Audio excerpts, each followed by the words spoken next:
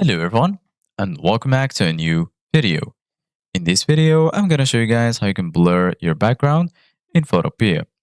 So if you guys want to learn how to do it, just follow the steps that I'm going to show you. As you can see guys, I'm right now in Photopea and this is how the homepage looks like. So right here in the left side of your screen, you're going to find all of the sections.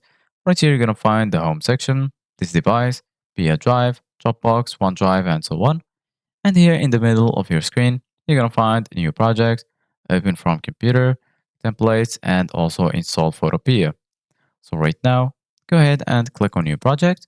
And then once you're here, you can choose a name for your projects. You can choose the width, the height, DPI, and also the background color for your project. And right here in the bottom, you can choose the size for your image. So I'm going to choose a size, for example, click on create, and then you're going to be right here. So basically guys, once you're here, you're going to find all of the tools that you will need in order to customize your image. So right now, firstly, I'm going to add an image by clicking on file, and then I'm going to click on open.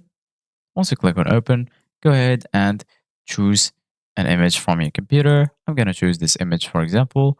So if you want to blur this image, all you need to do guys is go to the blur tool right here, and then you can easily blur your image. You can also select your image, then go to filters, and here you're gonna find blur. So right here, you're gonna find average, blur, blur more, box blur, and so on. For example, I'm gonna click on this one, and then you can choose any blur that you want. Once you finish, go ahead and change or save your changes by clicking on file, and then click on save or click on Ctrl plus S on your keyboard. So this is it guys for today's video. Thank you guys for watching.